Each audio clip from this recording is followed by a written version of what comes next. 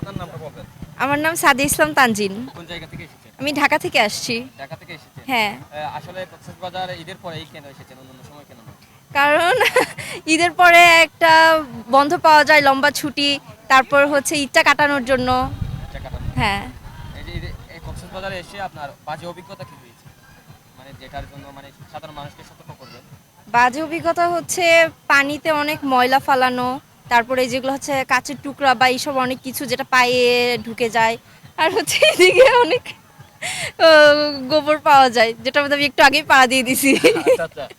এই যে সাধারণ মানুষ আসে অনেকে হোটেলে নিয়ে অভিযোগ করেছে, খাওয়া-দাওয়া নিয়ে অভিযোগ করেছে। এই বিষয়ে যদি আপনার মতামত। এই বিষয়ে আমার ঠিক ধারণা নাই। আচ্ছা।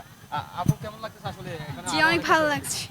ভালো লাগতেছে। হ্যাঁ। অনেকে অভিযোগ করেছে ছবি তুলতে গেলে একটা তুললে ৩ টা দিয়ে দেয় একই ছবি। হ্যাঁ, হ্যাঁ, এই হ্যাঁ। বিষয়ে আপনার মতামতটা যদি হ্যাঁ, বলেন। এটা সত্যি তো। আচ্ছা, আর এটা আপনার মুখ থেকে বলতে বলতে আমার।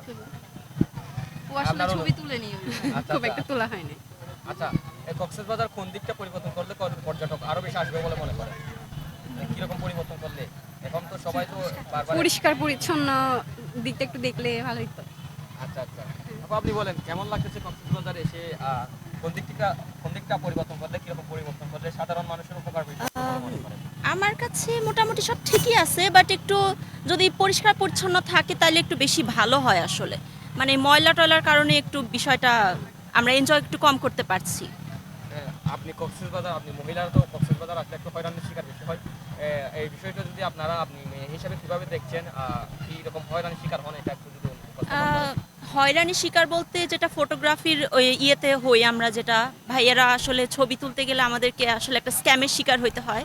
আর তাছাড়া এমনি বাকি আপাতত আমি কোনো শিকার হইনি। আচ্ছা, আপনি শিকার হন। না না, আল্লাহর রহমতে। আচ্ছা, আচ্ছা। যারা কক্সবাজার আসতে যাচ্ছে বা আসতে চাচ্ছে এদেরকে কি জানাবেন? আমার কাছে মনে হয় এই ঈদের টাইমটা স্কিপ করলে ভালো, যেহেতু মানুষের পরিমাণটা একটু বেশি এখানে। অন্য টাইমটা বছরের আসলে বেশি আসলে ভালো হবে। জি। আচ্ছা, এই যে এখানে আসলেন এসেও আসলে মানে আসলে সাধারণ মানুষ কক্সবাজার ছাড়াও অন্য জায়গাও আছে, কেন কক্সবাজার ঘুরতে আসে?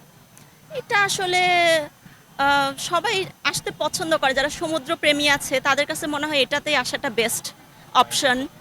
আর হচ্ছে সব দিক মিলে আমার কাছে মনে হয় এখানে আরও আছে সাজেক আছে যাদের আসলে রুচির বিষয়, যারা যেটাকে পছন্দ করে। বাট আমার কাছে মনে হয় এটা আসলে ঘোরার জন্য ভালো অপশন। এর জন্য বলা হচ্ছে। হ্যাঁ, মাইন্ড ফ্রেশ হয়ে সেটা যদি বলেন কক্সবাজার এসে। মাইন্ড ফ্রেশ বলতে মনে করেন অনেকে তো বিভিন্ন ঝামেলায় থাকে, বিভিন্ন সমস্যা থাকে, কিন্তু কক্সবাজার আছে এই জিনিসটা কিন্তু আবেগ ক্ষতি হয়ে যায়। না, আসলে সবার মাঝখানে থাকলে আনন্দ উৎসব করলে ফ্যামিলির সাথে এমনি মাইন্ড ফ্রেশ হয়ে যাবে। সারা বছর কাজের চাপে যদি কয়েকটা দিনের জন্য এখানে এসে যদি আসলে রিফ্রেশ ফিল করতে পারে তাহলে তো এটা খুবই ভালো। তো বাট ঈদের সময়টা না এসে অন্য টাইমটা আসলে বেশি ভালো হয়, তাহলে মানুষজন একটু কম। আচ্ছা, ধন্যবাদ। জি।